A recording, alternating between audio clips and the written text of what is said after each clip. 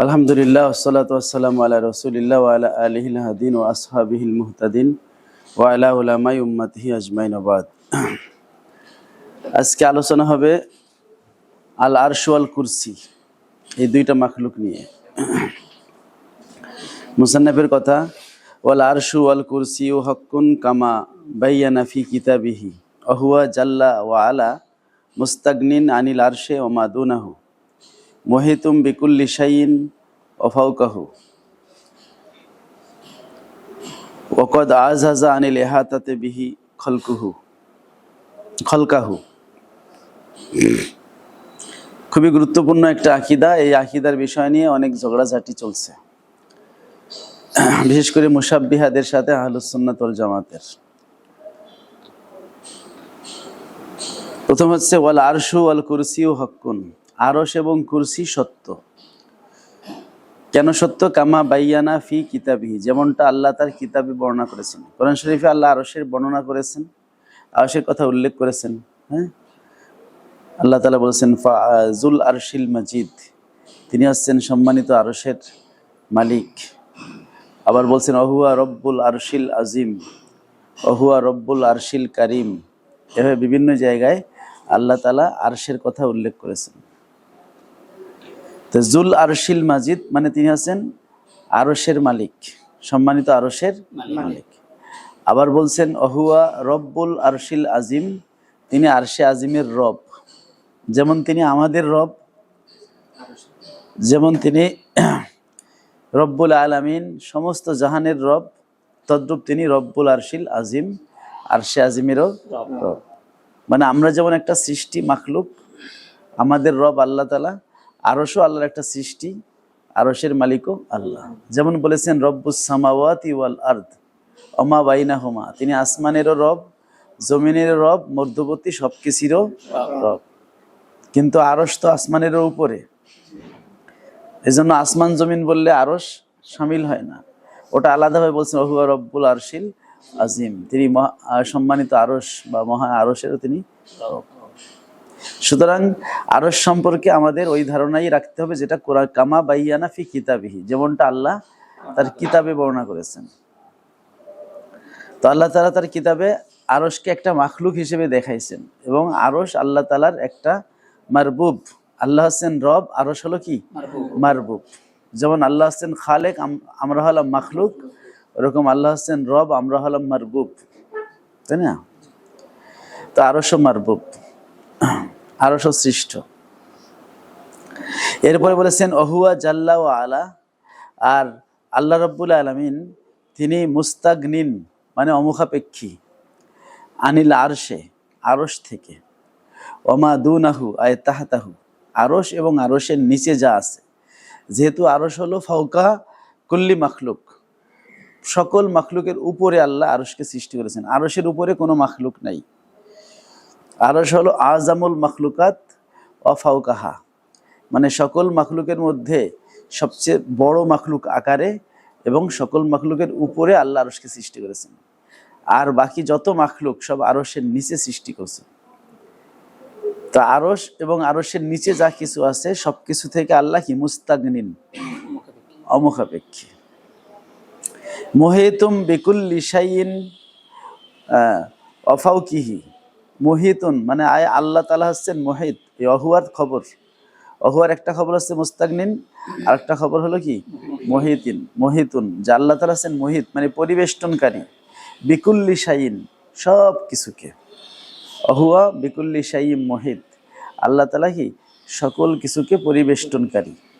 ওয়া ফাওকিহি আয় বিকুল্লি শাইইন মুহিত ওয়া ফাওকাহু, এবং সকল কিছুর তিনি উপরে, সব কিছুর তিনি পরিবেষ্টনকারী, সব কিছুর উপরে। আল্লাহ কোনো কিছুর অধীনে না, কারণ মাখলুকের নিচে থাকা মানে কি? মাখলুকের অধীনে থাকা। আল্লাহ রাব্বুল আলামিন তিনি সব কিছুর কে পরিবেষ্টনকারী এবং সব কিছুর ঊর্ধ্বে। ওয়াকাদ আযাযা আনিল ইহাতাতে বিহি খলকাহু, তাকে বেষ্টন করা থেকে তিনি মাখলুককে অপারগ করেছেন। মানে মাখলুক আল্লাহকে বেষ্টন করতে অপারগ, মাখলুক আল্লাহকে বেষ্টন করতে পারবে না। আল্লাহ সকল মাখলুককে কি করেছেন? বেষ্টন করেছেন। এটা হলো আকীদার মূল কথা। এরপরে আসতেছে ব্যাখ্যা। তো ব্যাখ্যায় যাওয়ার আগে কিছু কথা আমরা জানি।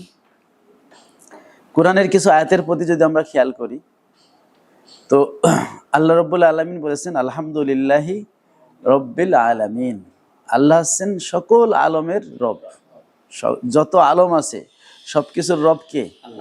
আল্লাহ। এখন এরপরে অন্য আয়াতে বলছে আহুয়া রব্বু, কি বলে, অন্য আয়াতে আছে রব্বুস সামাওয়াতি ওয়াল আরদ। আল্লাহ হচ্ছেন আসমান এবং জমিনের রব। এখন রব্বুল আলামিন এবং রব্বুস সামাওয়াতি ওয়াল আরদ এই দুটো কি বিপরীত নাকি একই বিষয়? একই বিষয়, কারণ আলামিনের অন্তর্ভুক্ত। এই সামাওয়াতি ওয়াল আরদ কি? হ্যাঁ, আলাম যত আছে এর মধ্যে সামাওয়াত আরদ এগুলো একটা বিশাল বিষয়। জমিন আমরা বসবাস করি, যা আমাদের সবাইকে ধারণ করছে, আর আকাশ আমাদের উপরে আছে। তো এই বিষয়গুলো বিশেষ বিষয় বিধায় এইগুলোকে আল্লাহ রব্বুল আলামিন আলাদাভাবে বলছেন, তাই না? এবং অন্য অন্য আয়াতে তো ওমা বাইনাহুমাও বলা আছে, এর মধ্যবর্তী সবকিছু তিনি রব। তাহলে যদি আল্লাহ বলেন রব্বুল আলামিন, সকল জগতের তিনি রব, আবার বলেন তিনি রব্বুস সামাওয়াত, তাহলে সামাওয়াতটা কি আলামিনের অন্তর্ভুক্ত হলো নাকি আলামিনের বাইরে গেল? হ্যাঁ, বুঝতে পারছেন?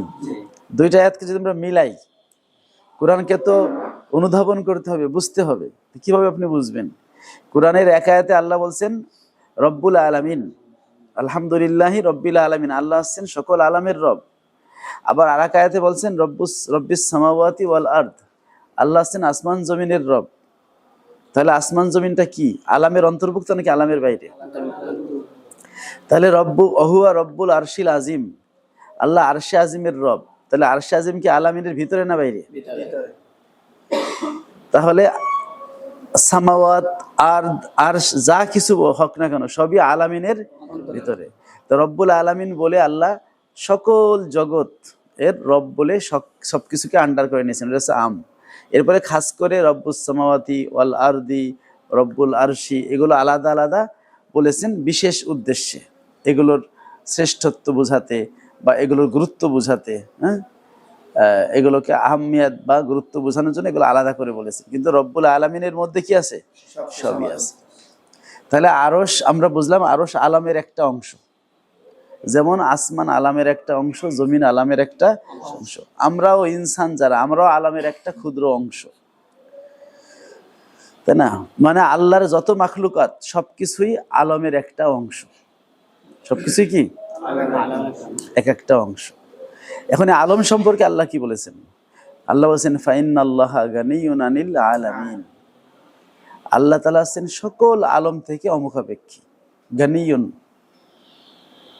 তো আল্লাহ যদি মানে সকল সৃষ্টি যদি আলমের অন্তর্ভুক্ত হয়, আসমান যদি মানে কি বলে আলমের অন্তর্ভুক্ত হয়, জমিন এবং আরশ যদি আলমের অন্তর্ভুক্ত হয়, আর আল্লাহ যদি সকল আলম থেকে অমুখাপেক্ষী থাকেন, গানিয়্যুন আনিল আলামিন হন, তাহলে আল্লাহ তাআলা কি আরশের মুখাপেক্ষী না অমুখাপেক্ষী? এটা কোরআন দ্বারা বোঝা গেল নাকি যায় নাই? এবং অকাট্যভাবেই বোঝা গেছে, এখানে কোনো মায়ের পেস নাই। শুধু একটু বোঝার বিষয়, একটু চিন্তা করে বুঝলেই যে স্পষ্টভাবেই বোঝা গেছে, এখানে কোনো মানে গোপনীয়তা নাই, সরাসরি বোঝা গেছে যে আল্লাহ তাআলা আরশ থেকে অমুখাপেক্ষী। তো মুসান্নিফ বলছেন ওহুয়া জাল্লা ওয়া আলা মুস্তাগনিন আনিল আরশ ওমা দুনাহু, আর আল্লাহ রব্বুল আলামিন আরশ এবং আরশের নিচে যা কিছু আছে, যেহেতু বাকি সবকিছু আরশের নিচে, সবকিছু থেকে আল্লাহ কি অমুখাপেক্ষী। তো এই আয়াত দ্বারা যখন আমরা এটা বুঝলাম, তো কোরআনের অন্য একটা আয়াতকে এই মাফহুমের এই যে বুঝ আমরা পাইলাম যে আল্লাহ তাআলা সকল মাখলুক থেকে, এমনকি আসমান থেকে, জমিন থেকে, আরশ থেকে আল্লাহ কি অমুখাপেক্ষী। এটা যখন আমরা বুঝলাম, তো আল্লাহর শানে আমরা কোনো আয়াতের ব্যাখ্যায় এমন কোনো ব্যাখ্যা দাঁড় করাতে পারবো না বা এমন কিছু বলতে পারবো না যেটা আবার এই মাফহুমের খেলাফ হয়ে যাবে। কারণ কোরআনের এক আয়াত আর এক আয়াতের খেলাফ না। যেটা অন্য আয়াতে আল্লাহ বলছেন ওয়ালাউ কানা মিন দি গায়রিল্লাহি লাওয়াজাদু ফি ইখতিলাফান কাসীরা, যদি কোরআন অন্য কারো পক্ষ থেকে আসতো আল্লাহ ছাড়া, তাহলে কোরআনে তারা অনেক ইখতিলাফ দেখতে পেত। কি দেখতে পেত? অনেক মতভেদ দেখতে পেত। তো যেহেতু আল্লাহ তাআলার পক্ষ থেকে, তাহলে কোরআনে কোনো কি নেই? মতভেদ নেই। কোরআনে কোনো বৈপরীত্য নেই। সুতরাং রব্বুল আলামিন দ্বারা বুঝলাম যে আল্লাহ আরশেরও রব, রব্বুল আরশিল আজিম দ্বারা, আর গনিউন আনিল আলামিন দ্বারা বুঝলাম যে আল্লাহ সকল আলম থেকে অমুখাপেক্ষী, সুতরাং আল্লাহ আরশেরও অমুখাপেক্ষী। এই জন্য সুম্মাস্তাওয়া আলাল আরশ, আরশ সম্পর্কে আরেকটা আয়াত সুম্মাস্তাওয়া, বা বিভিন্ন জায়গায় আছে আর রহমানু আলাল আরশি ইস্তাওয়া, যে দয়াময় আল্লাহ আরশের প্রতি ইস্তেওয়া হয়েছেন। এই সমস্ত আয়াত দ্বারা আল্লাহ তাআলাকে আরশের প্রতি মুখাপেক্ষী এমন কোনো ব্যাখ্যা বা বক্তব্য দাঁড় করানো যাবে না। সুম্মাস্তাওয়া আলাল আরশ, অতঃপর আল্লাহ তাআলা আরশে বসলেন, বা আল্লাহ তাআলা আরশে সমাসীন হলেন, বা আল্লাহ তাআলা আরশে অধিষ্ঠিত হলেন, এমন কোনো অর্থ করা কুফরি, এমন কোনো অর্থ করা যাবে না। কারণ আল্লাহ তাআলাকে আরশে উপবেশন করা বা অধিষ্ঠিত করা বা সমাসীন করা বা বসানো, এটা আল্লাহ তাআলাকে জায়গার প্রতি মুখাপেক্ষী হওয়ার বিষয়টা প্রমাণ করে। আর আল্লাহ তাআলা কোনো স্থান কাল পাত্রের ঊর্ধ্বে, তিনি কোনো জায়গার প্রতি মুখাপেক্ষী না। কারণ খোদ আরশকে আল্লাহ সৃষ্টি করেছেন, সকল মাকানকে আল্লাহ সৃষ্টি করেছেন, এগুলোকে সৃষ্টি করার পূর্বে আল্লাহ এগুলো থেকে অমুখাপেক্ষী ছিলেন। সুতরাং এগুলোকে সৃষ্টি করার পরে এগুলোর প্রতি আল্লাহ মুখাপেক্ষী হবেন, এটা হতে পারে না। কারণ আল্লাহর সিফাতে কোনো রদবদল হয় না। যেহেতু আল্লাহর জাত ও সিফাতে কোনো পরিবর্তন হয় না, সেহেতু আল্লাহ মাখলুক সৃষ্টির পূর্বে যেমন ছিলেন, মাখলুক সৃষ্টির পরেও তিনি তেমন। যেহেতু আরশ সৃষ্টির পূর্বে তিনি আরশে সমাসীন ছিলেন না, তাহলে আরশ সৃষ্টির পরে আরশে সমাসীন হবেন না, এই বসা অর্থে, উপবেশন অর্থে হবেন না, কারণ তাতে আল্লাহর মুখাপেক্ষিতা বোঝায়। তাহলে ইস্তাওয়া আলাল আরশের অর্থ কি হবে? তো এক্ষেত্রে দুইটা বক্তব্য আছে। কয়টা কথা আছে?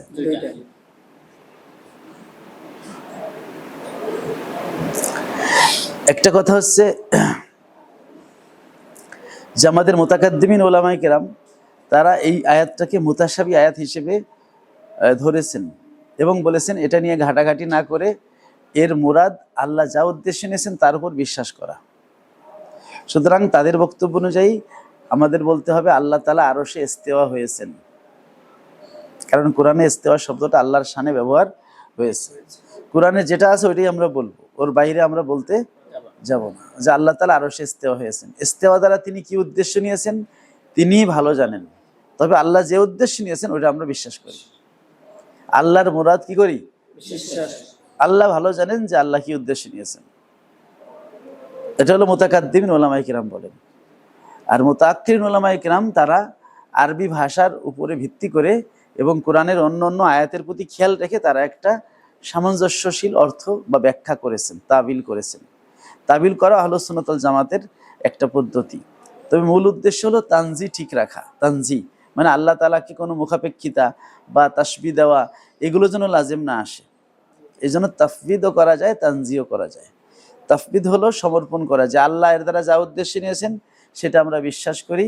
যেমনটা ইমাম শাফি রহমতুল্লাহ আলাইহি বলছেন, আমানতু বিল্লাহ অবিমা জা আনিল্লাহ আলা মুরাদিল্লাহ। আল্লাহর প্রতি ঈমান আনলাম, আর আল্লাহর পক্ষ থেকে যা কিছু আসছে সেটা আল্লাহর মুরাদ অনুযায়ী বিশ্বাস করলাম। আমরাও সেটা বলবো যে দয়াময় আল্লাহ আরশে ইস্তেওয়া হয়েছেন, কোরআনে উল্লেখ আছে, আমরা এই আয়াত বিশ্বাস করি। এই আয়াতের দ্বারা তিনি যা উদ্দেশ্য নিয়েছেন সেটা আমরা বিশ্বাস করি, ঠিক আছে। তবে এর দ্বারা লাইসা কামিসলিহি শাই হওয়ার কারণে মাখলুকের সাথে সাদৃশ্যপূর্ণ কোনো অর্থ আমরা করব না। যেমন মুজাসসিমারা বা মুশাব্বিহারা, লামাযাবিরা তারা হচ্ছে এই আয়াত দ্বারা অর্থ করে আল্লাহ তাআলা আরশে বসে আছেন বা আল্লাহ তাআলা আরশে অধিষ্ঠিত হয়েছেন, সমাসীন হয়েছেন। তো বসা, অধিষ্ঠিত হওয়া, সমাসীন হওয়া একই জিনিস, মানে একটা শব্দের বিভিন্ন বাংলা, ঠিক আছে। ওই বাংলা একাডেমি ডিকশনারিতে দেখবেন সবই একই জিনিস। তো আল্লাহ তাআলা যেহেতু স্থানকাল পাত্রের ঊর্ধ্বে, এই জন্য তিনি কোনো কিছুর দিকে মুখাপেক্ষী না। একজন রব হয়ে কখনো মারবুবের দিকে কি হতে পারেন না। এই জন্য আল্লাহ তাআলা আরশে বসে আছেন, আরশে অবস্থান করতেছেন, আরশে সমাসীন হয়েছেন, অধিষ্ঠিত হয়েছেন, এরকম কোনো অর্থ করা জায়েজ না, এটা কুফরি। ইমাম আজম আবু হানিফা রহমাতুল্লাহ আলাইহি তিনি তার আল ওসিয়াত কিতাবের মধ্যে প্রশ্ন করেছেন, ফাআইনা কানা ক্বাবলা খালকিল আরশ। যদি বলা হয় যে আল্লাহ আরশে অবস্থান করেছেন, তাহলে আরশ সৃষ্টির পূর্বে আল্লাহ কোথায় ছিলেন? যেটা আরশ একটা মাখলুক, ওটা সৃষ্টির পূর্বে আল্লাহ আরশ থেকে অমুখাপেক্ষী ছিলেন। তো সৃষ্টি করার পরে তো আল্লাহ আরশের প্রতি মুখাপেক্ষী হতে পারেন না। সুতরাং আল্লাহ তাআলা আরশ এবং আরশের নিচে যা আছে সব কিছু থেকে মুস্তাগনিন, যেটা আমাদের ইমাম তহাবী রহমতুল্লাহ আলাই, আমাদের আবু হানিফা, আবু ইউসুফ, মুহাম্মদ, তাদের 3 ইমামের যে আকীদাই তো এখানে বলা হয়েছে, তাদের আকীদা অনুযায়ী বলে দিয়েছেন যে আল্লাহ তাআলা মুস্তাগনিন আনিল আরশি ওয়া মা দুনাহু, তিনি আরশ এবং তার অধীনে নিচে যা কিছু আছে সব কিছু থেকে তিনি অমুখাপেক্ষী। সুতরাং তিনি আরশে অবস্থান করেন, তিনি আরশে থাকেন, এ ধরনের কুফরি কথা বলা যাবে না। যদি আপনি আকীদার ইতিহাসগুলো দেখেন তাহলে এই ধরনের কথা বলেছে কাররামিয়ারা, মুজাসসিমারা, হ্যাঁ, শিয়াদের একটা গ্রুপ আছে, তারা এরকম কথা বলে যে আল্লাহ তাআলা আরশে আছেন।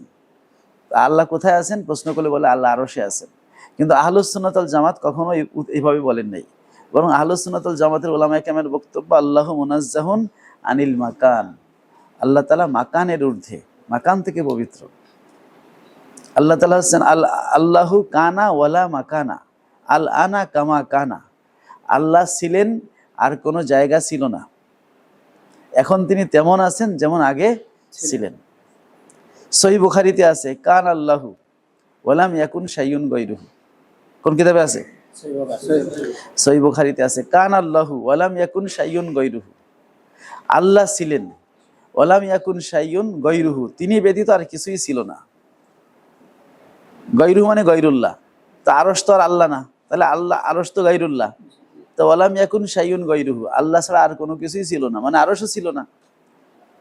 আর যখন আরশ ছিল না তখন যেমন আল্লাহ ছিলেন কোনো কিছুর প্রতি মুখাপেক্ষীহীন অবস্থায়, আরশ সৃষ্টি করার পরে বা মাখলুক সৃষ্টি করার পরে আল্লাহ কোনো মাখলুকের প্রতি কি হন নাই? মুখাপেক্ষী হন নাই, এইটা বুঝতে হবে। সুতরাং ওই মুতাশাবি আয়াতকে দলিল বানিয়ে তারপরে একটা বাতিল আকীদা প্রতিষ্ঠা করার অপচেষ্টা, সেই তাইমিয়াপন্থী বা নজদিপন্থী আলেমদের এই অপচেষ্টা, এটা মূলত পূর্ববর্তী ভ্রান্ত ফেরকা কাররামিয়াদেরই মানে আত্মপ্রকাশ। এই কাররামিয়াদের আকীদা, মুজাসসিমাদের আকীদাকে নতুন মোড়কে এরা খাওয়াতে চাচ্ছে আমাদেরকে, এবং সহজে পাইছে আর রহমান আলাল আরশি ইস্তাওয়া। তো জনগণ তো সহজে বুঝে না যে এটা মুতাশাবি আয়াত, এভাবে দলিল দেওয়ার সুযোগ নেই। ওমর রাদিয়াল্লাহু আনহু আমলে এক লোক এভাবে মুতাশাবি আয়াত দিয়ে মানুষকে বিভ্রান্ত করত। পরে আসবাগ নামে একটা লোক, পরে হযরত ওমর তাকে এনে বেত্রাঘাত করেছেন এবং এলাকা থেকে বের করে দিয়েছেন যে মুতাশাবি আয়াত নিয়ে এভাবে আলোচনা করা যাবে না। কারণ মুতাশাবি আয়াতের পিছনে পড়ে কার? আম্মাল্লাযিনা ফি কুলুবিহিম যায়গুন, যাদের অন্তরে জায়গ আছে, বক্রতা আছে, তারাই হলো মুতাশাবি আয়াতের পিছনে পড়ে। আর যারা হচ্ছে রাসিখিনা ফিল ইলম, তারা বলে কি আমান্না কুল্লুম মিন ইনদি রাব্বিনা, আমরা আল্লাহর প্রতি বিশ্বাস করলাম, সব আল্লাহর পক্ষ থেকে, মানে এরা সারেন্ডার করে। সুতরাং মুতাশাবি আয়াতের ব্যাপারে আমরা সারেন্ডার করব। আর এই সমস্ত আয়াত তো আমাদের তাফসিরে লেখা আছে, কোরআনে আছে। তা আমরা দেখি যে আমাদের পূর্বসূরি মুহাদ্দিসিন মুফাসসিরিন তারা কি বলছে। তো সুফিয়ান ইবনে ওয়াইনা, যিনি মস্ত বড় বিখ্যাত মুহাদ্দিস, ইমাম বুখারীর উস্তাদে উস্তাদ, তো সুফিয়ান ইবনে ওয়াইনা রহমাতুল্লাহ, সুফিয়ান সাউরি রহমাতুল্লাহ আলাই, তারা বলছেন যে আমির রুকামা জাআত, কোরআনে যেভাবে আসছে ওভাবে চালাই যাও, মানে কোনো ব্যাখ্যা ঘাটাঘাটি করো না। আবার তাদের মধ্যে কেউ কেউ বলছেন তাফসিরুহা তিলাওয়াতুহা, এর ব্যাখ্যা হলো তেলাওয়াত করে চলে যাওয়া। তার মানে কি তারা ঘাটাঘাটি করতে বলছে? তাহলে এটাতে কিভাবে আপনি আল্লাহ আরশে আছেন এই আকীদা প্রমাণ করেন?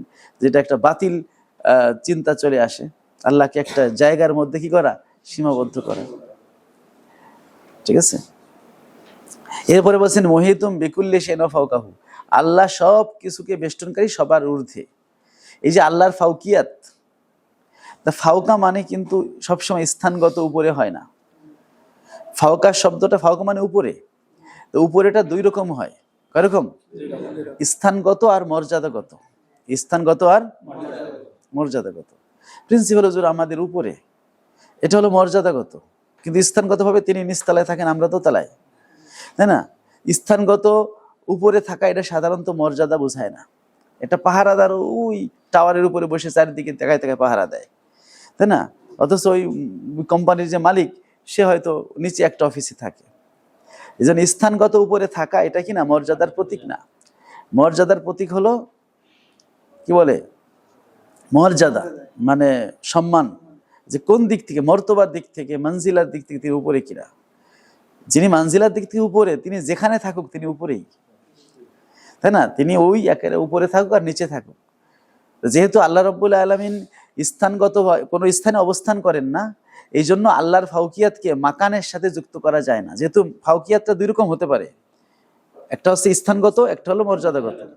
তা যেহেতু আল্লাহ তাআলা স্থানের ঊর্ধ্বে, এই জন্য আল্লাহর ক্ষেত্রে স্থানগত ফাউকিয়াত নেওয়া যাচ্ছে না, তাহলে মর্যাদাগত ফাউকিয়াত নিতে হবে। কিন্তু আমরা মাখলুক, আমরা যদি স্থানে থাকি, তাহলে আমাদের ক্ষেত্রে কিন্তু ফাওকা শব্দটা স্থানগত হতে পারে, মর্যাদাগত। এই জন্য একজন রাজা সে স্থানগত উপরে হতে পারে, আবার মর্যাদাগত উপরে তো আছেই, কিন্তু আল্লাহ তাআলা স্থানগত উপরে হতে পারেন না, যেহেতু আল্লাহ তাআলা স্থানের ঊর্ধ্বে, এটা অকাট্য দলিল দ্বারা প্রমাণিত। এই জন্য আর কোরআন শরীফে আছে যে আয়াতটা কি, ফাওকাহুম কাহিরুন, যে আল্লাহ তার বান্দাদের উপরে কি তিনি হচ্ছেন কাহের। তাই কাহারিয়াত এটা হচ্ছে ফাউকিয়াত বিল কাহার, মানে তিনি প্রভাব বিস্তার এর দিক থেকে উপরে। আইন্না ফাওকাহুম কাহিরুন, আইন্না ফাওকাহুম কাহিরুন, এভাবে হয়তো আয়াতটা। তাহলে যেহেতু ফাউকিয়াতটা স্থানগত হতে পারে, আবার মর্যাদাগত হতে পারে, যেহেতু আল্লাহ স্থানের ঊর্ধ্বে, সেহেতু এই ফাউকিয়াত আল্লাহর ক্ষেত্রে হচ্ছে না, তাহলে আল্লাহর ক্ষেত্রে মর্যাদাগত। এবং আল্লাহ তাআলার যে নাম আছে ওহুয়াল আলিউল আজিম, এই যে আলিউন, তিনি সবার উপরে, এই আলিউন নাম সবার উপরে, এটা স্থানগত উদ্দেশ্য, এটা হচ্ছে মর্যাদাগত উপরে। ফতুল বাড়িতে ইমাম ইবনে হাজার আসকালানী উনি বলছেন যে আল্লাহ তাআলা স্থানগত উপরে এটা বলা যাবে না, এতে আল্লাহ তাআলার জন্য ওই আলিউন নামটা সাব্যস্ত করা যাবে না, এমনটা না। স্থানগত উপরে নয় এটা যেমন বলতে হবে, আবার আলিউন নাম আল্লাহর আছে সেটাও সাব্যস্ত করতে হবে। তাহলে আল্লাহ তাআলা আলিউন যদি নাম থাকে, তাহলে আল্লাহ তাআলা উলু সিফাত আছে, সেই উলু সিফাতটা কি, উলু মিন জিহাতিল মাকানা মারতাবা, তিনি মর্যাদাগতভাবে উপরে, তিনি কি মর্যাদা। স্থানগত উপরে সাব্যস্ত না করতে পারলেও আল্লাহর জন্য উলু সাব্যস্ত করা প্রয়োজন বা লাগবে, কারণ আল্লাহর একটা নাম হলো কি আলিউন, যেমন তার নাম হলো কদির, তাহলে কুদরত তার সিফাত, ওরকম তার নাম হলো আলিউন, সবার উপরে। তাহলে উলুগুন মানে উপরে থাকা, এটা কি আল্লাহর সিফাত। তাই উপরে থাকা যেহেতু স্থানগত নেওয়া যাচ্ছে না, তার মানে কি এই নামটা দেওয়া যাবে না, যেহেতু মর্যাদাগত ভাবে তো নেওয়া যাচ্ছে। তাহলে ওহুয়াল আলিউল আজিম, এখানে আলিউনটা আল্লাহ কোন দিক থেকে উপরে, মর্যাদাগত উপরে। এটা কি বলছেন ইবনে হাজার আসকালী ফাতুল বারী কিতাবুস সালাতে বলছেন। আর একই কথা এই সূরা আয়াতুল কুরসির যেই ব্যাখ্যা আছে ওহুয়াল আলিউল আজিম, এই আয়াতের ব্যাখ্যা যদি তাফসিরে কুরতুবী দেখেন, যেমন কুরতুবী সেটা বলছেন যে আল্লাহ তাআলা সবার উপরে, আলিউন মানে উপরে, এটা হচ্ছে মাকানাতান লা মাকানান, তিনি মর্যাদাগত উপরে, স্থানগত নয়। কারণ যিনি স্থানে থাকেন তার মধ্যে স্থানগত উপরে নিচের প্রশ্ন আসে, যিনি স্থানেই থাকেন না তার সাথে তুই প্রশ্ন আসবে না, তাই না? এখন মনে করেন আমি মাকতাবায় আছি, এখন যদি প্রশ্ন করেন আমি মাকতাবার কোন রুমে আছি, মাঝখানের রুমে না পশ্চিম পাশের রুমে, এর প্রশ্ন সঠিক। কিন্তু আমি যদি বাসায় থাকি আর প্রশ্ন করেন যে ফরিদপুর যখন মাকতাবার কোন রুমে আছে, মধ্যের রুমে না শেষের রুমে, একটা উত্তর কি সঠিক? এই প্রশ্নই তো সঠিক না, কারণ আমি তো মাকতাবাই নাই। তো যিনি স্থানে থাকেন না তাকে স্থানের উপরে নিচে মধ্যে এ ধরনের প্রশ্ন করাই তার শানে যায় না, যেহেতু আল্লাহ তাআলা স্থানের ঊর্ধ্বে, তিনি স্থানের সৃষ্টিকর্তা। যখন স্থান ছিল না তখনও তিনি ছিলেন, স্থান সৃষ্টির পরে তিনি স্থানের মধ্যে প্রবেশ করেন নাই, ঠিক আছে? এই যারা আল্লাহকে স্থানের মধ্যে প্রবেশ করানোর কথা বলে, এই লামাজাবিরা মুজাসসিমারা, এরা আবার হুলুল আকিদাকে কুফরি আকিদা বলে। আমরাও বলি হুলুল মানে কোনো মাখলুকের মধ্যে খালেক প্রবেশ করার আকিদা। যেমন হিন্দুরা মনে করে যে এই বটগাছের মধ্যে তার ভগবান ঢুকছে, তখন তারা বটগাছকেও সিজদা করে। মনসুর হাল্লাজের মধ্যে আল্লাহ ঢুকছে বলে সে আনাল হক বলছে, তখন সবাই তাকে কাফের বলে শুলিতে চড়াইছে। খ্রিস্টানরা ঈসা আলাইহিস সালামের মধ্যে আল্লাহ প্রবেশ করছে দাবি করে খ্রিস্টানরা গোমরা হয়ে গেছে। ভণ্ডরা তাদের পীরের মধ্যে আল্লাহ ঢুকছে বলে পীরের পায়ে সিজদা করে, তারা ভণ্ড হয়ে গেছে। এগুলো কোন আকিদার কারণে? হুলুল আকিদার কারণে। হুলুল মানে খালেকের মাখলুকের মধ্যে খালেক ঢোকা। তো যদি আপনি বলেন আল্লাহ আরশে আছেন, তাহলে এখানেও তো হুলুল আকিদাই আসে, কারণ আরশ তো একটা মাখলুক। তো নিজেদের বেলায় এসে তখন হুলুল আকিদার কথা মনে থাকে না। মূলত ইবনু তাইমিয়া এই বাতিল আকিদা গ্রহণ করেছে কাররামিয়াদের থেকে, এবং সেটাই প্রচার করেছে তার শাগরেদ ইবনুল কাইয়্যিম জাওজিয়া, এবং পরবর্তীতে আব্দুল ওয়াহাব নজদি তাদের আকিদাগুলোই নিচ্ছে এবং আহলুস সুন্নাত ওয়াল জামাতের বিরোধিতা করছে। এখন তারা নিজেরা যেহেতু আগে প্রথমে ওয়াহাবি তারপরে সালাফি বলা হতো, এগুলো নিলে তাদের আকীদা কেউ খায় না, এখন নিজেরাও আহলুস সুন্নাত ওয়াল জামাত দাবি করে এবং এই আকীদাগুলো আহলুস সুন্নাত ওয়াল জামাতের নামে চালাইতে চায়। কিন্তু না, ওদের চেক করার জন্য পূর্ব থেকে আহলুস সুন্নাত ওয়াল জামাত কারা এবং তাদের আকীদা কি ছিল সেটা চেক করে আসলে ধরা খেয়ে যাবে। কোন যুগেই আল্লাহ আরশে আছেন এটা আহলুস সুন্নাত ওয়াল জামাতের আকীদা ছিল না। মানে প্রত্যেক যুগেই তো আহলে হক আহলে বাতিল এর একটা ঝগড়াঝাটি চলছে না? তো যারা বাতিলের বিরুদ্ধে ঝগড়া করছে আহলে হক হয়ে, তাদের আকীদা কখনোই আকীদা ছিল না। ইমাম আবু হানিফা রাহমাতুল্লাহ তিনি মুতাজিলাদের বিরুদ্ধে, জিন্দিকদের বিরুদ্ধে তিনি বাহাস করেছেন, ঝগড়াঝাটি করেছেন, ঠিক আছে? জাহামিয়াদের বিরুদ্ধে লড়াই করেছেন। তো ইমাম আবু হানিফা রাহমাতুল্লাহ আকীদা এটা নাই, ইমাম তাহাবীর আকীদা এটা নাই। আর এই বদমাইশদের সমস্যা হলো কি, এই লামাজাবিদের সমস্যা, এরা নিজেরা আকীদা বানায় ওইটা দিয়ে পূর্ব ওয়ালাদের বিচার করে, ওদের আকীদা মিললে ঠিক, না মিললে বাতিল। আর আমাদের সুন্নাত হলো পূর্ব ওয়ালাদের যে আকীদা ছিল আমাদের উলামায়ে মুতাকাদ্দিমিন, তাদের আকীদার সাথে আমরা মিললে ঠিক, নাইলে আমরা বাতিল। এটাই হওয়া উচিত। এজন্য তারা দেখেন ইবনে হাজার আসকালানী যখন তাদের বিরুদ্ধে চলে গেল, কয় ইবনে হাজার আসকালানী ওনার ফাতুল বারীতে ভুল আকীদা আছে। যখন ফাতুল বারী খুলবেন তখন দেখবেন তাওয়াসসুলের মাসলাও আছে, তাবাররুকের মাসলাও আছে, এখন এগুলো তো বুখারীতে আছে।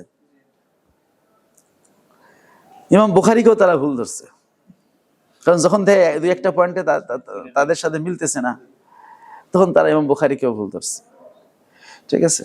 মানে তাদের সাথে না মিললে সে যে হোক তাকে তারা ভুল প্রমাণ করতে রাজি আছে, সে হোক সাহাবী। দেখেন না, আব্দুর রাজ্জাক বিন ইউসুফ উসমান রাদিয়াল্লাহু সেও বেদাতি, সেখানে তৃতীয় আযান চালু করলো। উমর রাদিয়াল্লাহু তারাবি চালু করলো, সে বেদাতি।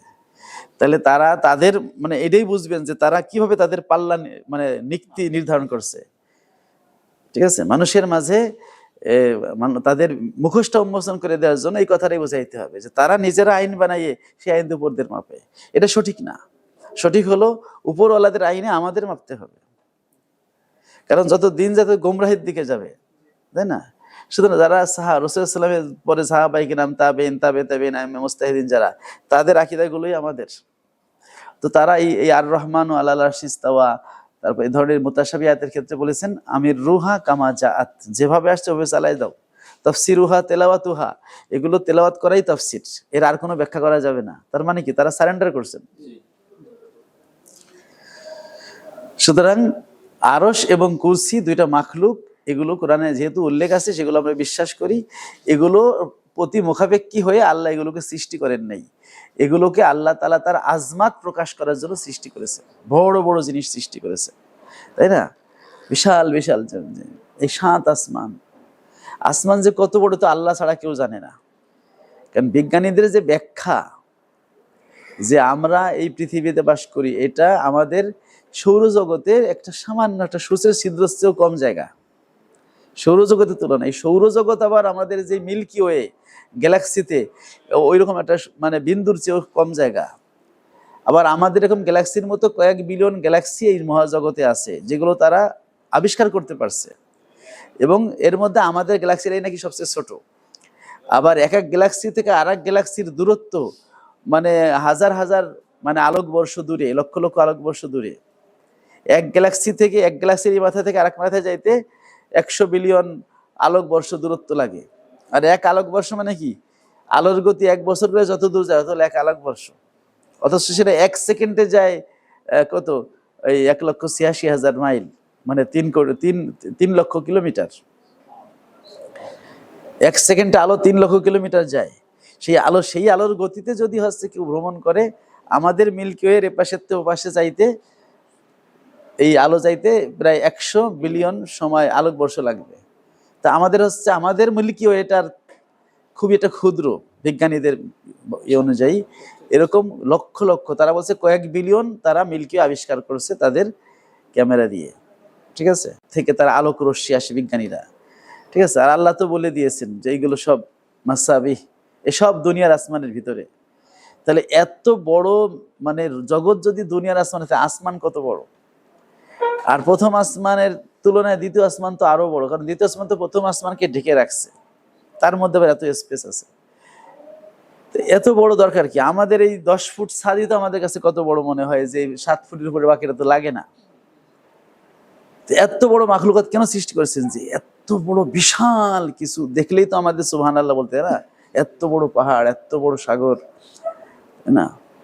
তো এই যে আল্লাহ তাআলা যে কত শক্তিশালী, কত মহান, এটা বোঝানোর জন্যই বড় বড় মাখলুকাত সৃষ্টি করেছেন।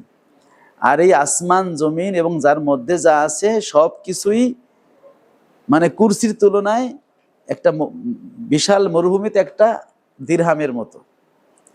তাহলে কুরসি কত বড়! আর কুরসিটার কথা হাদিসে আসছে, আরশের তুলনায় কুরসি হলো ওই দিরহামের মতো, আর বিশাল মরুভূমি হলো আরশের মতো। তাহলে আরশ কত বড়! সবকিছু আরশের অধীনে। তাহলে এই আরশ আল্লাহ রব্বুল আলামিন সৃষ্টি করেছেন তার বিশালতা, তার আজমাত প্রকাশের জন্য, এই আরশের প্রতি মুখাপেক্ষিতা প্রকাশ করার জন্য আল্লাহ আরশ, সেজন্য বলছে মুস্তাগনিন আনিল আরশ। আরশ, আল্লাহ আরশ থেকে অমুখাপেক্ষী। এটা তো কোরআন দ্বারা প্রমাণ করলাম। আরশ, আরশের রব হচ্ছে আল্লাহ, অহুয়া রব্বুল আরশ। তাই রব কখনো কি তার মারবুবের দিকে মুখাপেক্ষী হইতে পারে? আমরা মাখলুক, আমরা মুখাপেক্ষী। এজন্য আমরা একটা চেয়ার বানাই আমার বসার জন্য, কারণ দাঁড়ায় থাকতে আমার কষ্ট হয়। যদি আমি দাঁড়ায় থাকতে পারতাম, কোনো কষ্ট না হতো, কে কষ্ট করে চেয়ার বানাইতো? বসে থাকতে খানিক মাজা ব্যথায় যায়, তারপর একটা খাট বানাই একটু শোয়ার জন্য। কি যদি বসে থাকতে, সারাক্ষণ দাঁড়ায় থাকতে পারতাম, আমাদের এনার্জিতে কুলাইতো, কেউ কখনো বসতো না। বসে তো মানুষ ঠিকই, কষ্ট হয় দাঁড়াইতে, তখন বসে। বসতে বসতে কষ্ট, তখন একটু কাইত হয়। এগুলো সব কিসের আলামত? মুখাপেক্ষিতার আলামত। আল্লাহ তো অমুখাপেক্ষী। তাহলে আল্লাহ তাআলার ক্ষেত্রে এই জন্য বসা শোয়ার চিন্তা কেন আসবে? কখন আসে? যখন কেউ নিজেকে দিয়ে আল্লাহকে বুঝতে চায় যে আমাদের যখন লাগে তাহলে আল্লাহরও লাগে। তাহলে সে কি লাইসা কা মিসলিতে থাকলো? সে তো মিসলির মধ্যে চলে গেল। সে মনে করছে আল্লাহ মনে আমার মতো, এই জন্য আমার যখন একটা বসার জন্য চেয়ার লাগে তাহলে আল্লাহরও চেয়ার লাগে। নাউজুবিল্লাহ।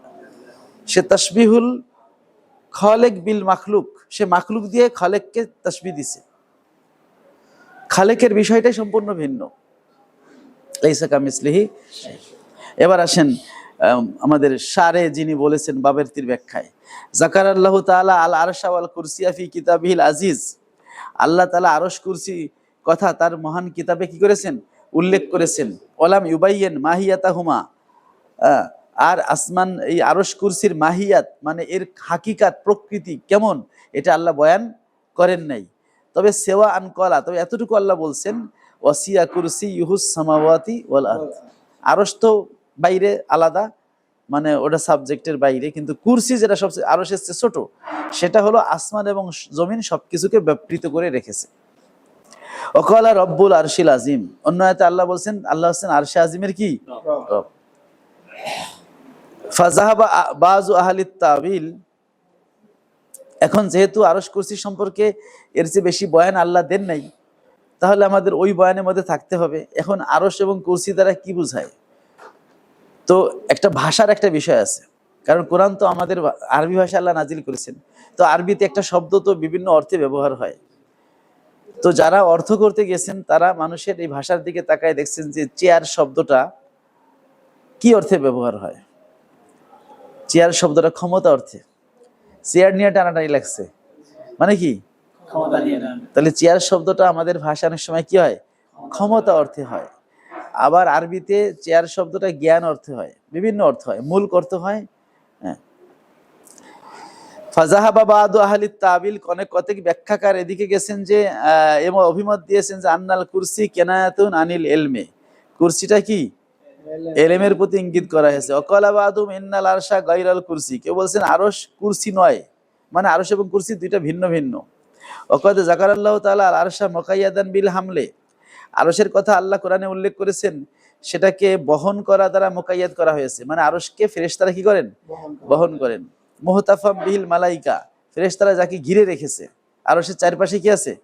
ফেরেশতা আছে। বিকাউলিহি তাআলা, যেটা আল্লাহর বাণীতে আছে, আল্লাযিনা ইয়াহমিলুনাল আরশা ওয়া মান হাওলাহু, যারা আল্লাহর আরশের চারপাশে আছে এবং ওমান হাওলাহু, মানে যারা আরশ বহন করে এবং যারা আরশের চারপাশে আছে। তাহলে আরশের কথা কোরআনে বলছে, আরশ হলো এমন একটা মাখলুক যেটা ফেরেশতারা কি করে? বহন করে, এবং যার চারপাশে ফেরেশতা অবস্থান করে। ফাল আরশুল মুকাইয়াদ বিল হামলে, সুতরাং যেই আরশটার কথা বলা হয়েছে, যে যেটা ফেরেশতারা কি করে, বহন করে, কলু, সেই আরশের ক্ষেত্রে সেই আরশটা আসলে কি, সেটার ক্ষেত্রে উলামায়ে কেরাম বলেছেন হুয়াস সারিরু আল মাহমুল, সেটা হলো ওই খাট, ওই সিংহাসন, আল মাহমুলুল মাহফুফু বিল মালাইকা, যেটা ফেরেশতা দ্বারা বহনকৃত এবং ফেরেশতা দ্বারা চতুর্দিকে আবিষ্টিত। অকালা বাদুহুম, কথা বলছেন আন্নাল আরশাল মাযকুর মুতলাকান ইয়াহতামিল ইউরাদ বিহিল মুলক, যে সকল মুতলাকভাবে উল্লেখিত সকল আরশ দ্বারাই আরশ শব্দ দ্বারাই উদ্দেশ্য হবে আল মুলক, ক্ষমতা। হ্যাঁ, উনি সিংহাসনে আরোহণ করলেন, সিংহাসন না থাকলেও এর মানে ক্ষমতা গ্রহণ করলেন, তাই না? যেটা ইতিহাসের বইতে লেখা থাকে যে অমুকের ইন্তেকালের পরে তার ছেলে, ঠিক আছে, সিংহাসনে আরোহণ করলেন, মানে তিনি ক্ষমতা গ্রহণ করলেন। সিংহাসন থাকুক আর না থাকুক, সিংহ চিহ্নিত থাকুক আর না থাকুক, মানে যিনি ক্ষমতা নিলেন তিনি হচ্ছেন কি, ক্ষমতা গ্রহণ করলেন। তাহলে আরশ শব্দটা ক্ষমতা অর্থে ব্যবহার হয় আরবিতে, সেই জন্য কোন কোন উলামায়ে কেরাম আরশ দ্বারা রব্বুল আরশ মানে কি, রব্বুল মুলক, তিনি সকল ক্ষমতার মালিক, এরকম ব্যাখ্যা করেছেন। ওয়াল মাযহাবুস সহিহ ইনদা উলামাইনা, তবে আমাদের আহলুস সুন্নাত ওয়াল জামাতের উলামায়ে কেরামের কাছে সঠিক মতামত হলো আন্না কুল্লামা সাবাতা বিল কিতাব ওয়াস সুন্নাহ, যে কোরআন এবং সুন্নাহ দ্বারা যা কিছু কি হয়েছে, সাব্যস্ত হয়েছে, ওয়ালা ইয়াতাআল্লাকু বিহিল আমাল, এবং যেটার সাথে আমল জড়িত না, যেমন আরশের সাথে কি কোনো আমল জড়িত? নামাজ হলে এটা আমল, রোজা হলে আমল, যেহেতু কোরআন সুন্নাহ দ্বারা আরশ এবং কুরসি সাব্যস্ত হয়েছে এবং এর সাথে কোনো আমল জড়িত না, যদি এমন হয় ফাইন ইয়াজিবুল লা ইয়াজিবুল ইশতিগালু বিতাবিলিহি, তখন ওটাকে ব্যাখ্যা করতে মশগুল হওয়া ওয়াজিব না, জরুরি না, যেহেতু এটা আমল করা লাগবে না, ফলে আমাদের এত ব্যাখ্যার দরকার কি, যেভাবে আছে ওইভাবে আমরা বিশ্বাস করলেই হলো। অর্থাৎ এটা কায়দা বলা হয়েছে যে যা কিছু কোরআন সুন্নাহ দ্বারা সাব্যস্ত হবে এবং ওটার সাথে আমল জড়িত না, তাহলে ওটার ব্যাখ্যা করা আমাদের জন্য কি না, ওয়াজিব না। বাল ইয়াজিবুল ইতিকাদু বিসুবুতিহি, বরং ওয়াজিব হলো ওইটার সাব্যস্ত আছে, প্রমাণিত আছে, এই আকীদা রাখা হলো ওয়াজিব। ও হাকিকাতুল মুরাদি বিহি, এবং ওর দ্বারা কি উদ্দেশ্য, হ্যাঁ, তার হাকিকাতের উপরে আকীদা রাখা ওয়াজিব। অর্থাৎ আরশ এবং কুরসি এটা কোরআন সুন্নাহ দ্বারা সাব্যস্ত আছে, এটা যেহেতু আমলের সাথে জড়িত না, তাহলে আরশ কুরসি দ্বারা কি উদ্দেশ্য এই ব্যাখ্যার দিকে যাওয়া উচিত হবে না, বরং আরশ কুরসি যাই হোক না কেন ওটার হাকিকাতের উপরে কি আকীদা রাখা ওয়াজিব। তাহলে আমরা বলবো আরশ এবং কুরসি আল্লাহর সৃষ্টি, ঠিক আছে, এটার কেমন এটা আল্লাহ তাআলাই ভালো জানেন, আল্লাহ তাআলাই কি, কিন্তু বিস্তারিত বর্ণনা আমাদের কাছে আসেনি, যতটুকু আসছে ততটুকু আমরা বিশ্বাস করবো যে আরশ হচ্ছে একটা মাখলুক, ফেরেশতারা বহন করে। এখন 4 জন ফেরেশতা বহন করতেছে, কিয়ামতের দিন 8 জন ফেরেশতারা বহন করবে। আচ্ছা,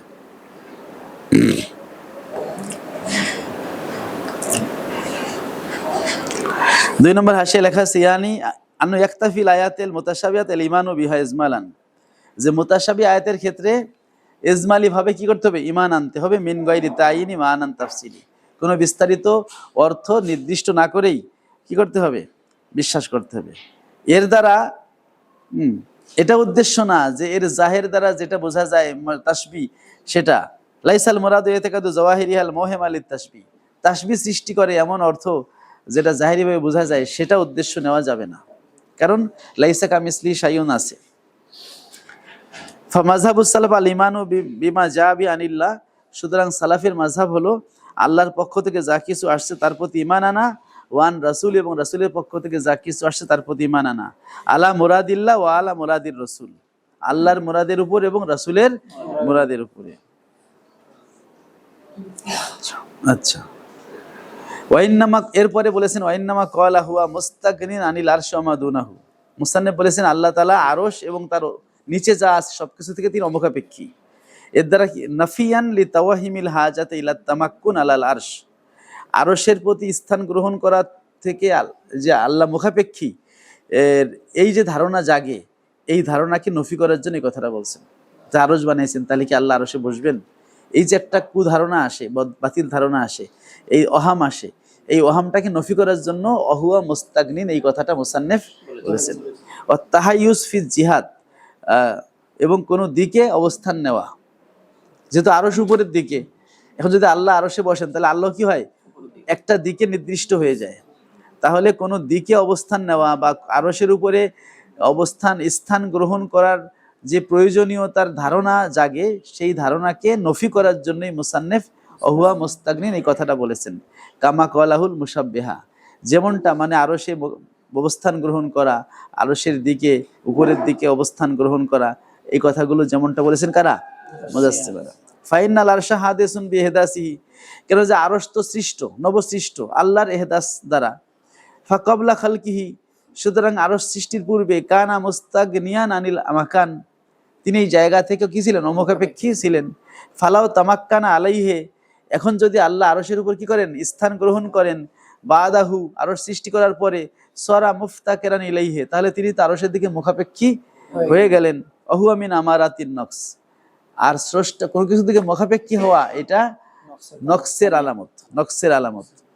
তাআলা আল্লাহু আন যালিকা উলুয়ান কাবীরা, আল্লাহ তাআলা এর থেকে অনেক ঊর্ধ্বে, অনেক ঊর্ধ্বে, মানে তিনি কোনো নকস আয়েবের সাথে সম্পৃক্ত না। এরপরে বলছেন যে মহিতুম বিকুল্লি শাই, আল্লাহ সবকিছুকে কি করেছেন, বেষ্টন করে রেখেছেন। আরাদা বিইহাতাতিহি বিকুল্লি শাই, আল্লাহ সবকিছুকে বেষ্টন করে রেখেছেন। এই বেষ্টন দ্বারা এইভাবে কোনো আটকায় রাখা না, কারণ আল্লাহ তো দেহ বিশিষ্ট, আমরা বিশ্বাস করি না। তাহলে এর দ্বারা কি উদ্দেশ্য, ইহাতাতুহু বিল ইলমি, জ্ঞান দিয়ে আল্লাহ সবকিছুকে পরিবেষ্টন করে রেখেছেন। আল্লাহ সবকিছুকে কি এলেম দ্বারা কি করেছেন, এজন্য আমরা বলি আল্লাহ সর্বত্র বিরাজমান এলমান ও কুদরাতান, তাই না?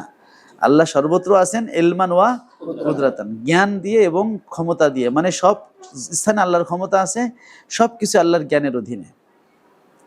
লা কা ইহাতাতি জরফে বিল মাজরুফ, একটা স্থান, একটা জরব যেমন তার মাজরুফকে আটকায় রাখে, ইহাতা করে রাখে, যেমন এই রুমটা আমাদের ইহাতা করে রাখছে, আমাদের বেষ্টন করে রাখছে এই মাকতাবার রুমটা, তাহলে এই রুমটা হলো জরফ, আমরা হলাম মাজরুফ। একটা জরফ যেমন মাজরুফকে বেষ্টন করে রাখে, আল্লাহ তাআলা ওই রকম মাখলুককে বেষ্টন করে রাখে না, আল্লাহ বেষ্টন করেন কি দিয়ে, এলেম দিয়ে। লিয়ান্না যালিকা মিন খাসাইসিল জিসমে, কেননা যে জরফ মাজরুফকে বেষ্টন করার বিষয়টা হলো একটা দেহের বৈশিষ্ট্য। আল্লাহু মুনাজ্জাহুন আনহু, আল্লাহ তো জিসম থেকে কি পবিত্র। ও আরাদা বিকাউলি অফাউকাহু, এখন বলছেন যে আল্লাহ সবকিছুকে বেষ্টনকারী এবং সবার উপরে। এই যে উপরে, উপরে বলতে কি স্থানগত উপরে, বলছে আরাদা বিল কাউলি ফাউকাহু, ফাউকাহু দ্বারা মুসান্নিফ উদ্দেশ্য নিয়েছেন আল ফাউকিয়াতু মিন জিহাতিল মাকানাতে ওয়াল কাহরি ওয়াল গালাবা, এখানে ফাউকিয়াত দ্বারা মাকানাত মর্যাদা, কাহার প্রভাব বিস্তার, গালাবা মানে বিজয়ী, যে বিজয়ের দিক থেকে, ক্ষমতার দিক থেকে, মর্যাদার দিক থেকে আল্লাহ উপরে, এটা বুঝাইছে। লা মিন হাইসুল মাকান, স্থানগত দিক থেকে উপরে, এটা উদ্দেশ্য নয়। কারণ আল্লাহ তাআলা যে উপরে মানে বিল কাহারে উপরে, সেটা আবার অন্য আছে, কাকাউলি তাআলা ওহু আল কাহিরু ফাওকা ইবাদিহি, তিনি তার বান্দার উপরে কাহের। এখানে কি স্থানগত উপরে বুঝাইছে, এখানে আসছে ফাওকিয়াত বিল কাহার, মানে তিনি ক্ষমতার দিক থেকে, প্রভাব বিস্তারের দিক থেকে আল্লাহ কি বান্দার উপরে। ইজ লা তামাদ্দুহা ফি গায়রিল ফাওকিয়াত বিল কাহার, কেননা যে ফাওকিয়াত বিল কাহার, যে ক্ষমতার দিক থেকে উপরে না হলে তার কোনো প্রশংসা নাই, স্থানগত উপরে হলে কি হয় না, ইজিল হারেসু কদ ইয়াকুনু ফাওকাস সুলতান, কেননা যে পাহারাদার মাঝে মাঝে বাদশার উপরে থাকতে পারে, মিন হাইসুল মাকান, কোন দিক থেকে। সুতরাং যেই অর্থটা ধরলে সবসময় গুণ বুঝাবে সেটাই ধরতে হবে, যেটা ধরলে মাঝে মাঝে গুণ বোঝায়, মাঝে মাঝে গুণ বোঝায় না, সেটা তো সেই অর্থ ধরা যাবে না। কারণ আল্লাহর কোনো সিফাত এমন না যে কিছু সময়ের জন্য এটা সিফাত আবার হঠাৎ করে সিফাত না, এমন তো না। তো যদি স্থানগত উপরে ধরা হয় তাহলে মাঝে মাঝে মর্যাদা বুঝাতে পারে, মাঝে মাঝে মর্যাদা বুঝায় না। যেমন ওই পাহাড় আদা উপরে, এটা কোনো মর্যাদা বুঝায় না, কিন্তু একজন বাদশা যদি উপরে পড়ে তাহলে মর্যাদা বুঝায়। এটা মাখলুকের ক্ষেত্রে মাকানান মাকানাতান দুইটা হয়, কিন্তু আল্লাহর ক্ষেত্রে তো মাকানান হবে না, মাকানাতান হবে।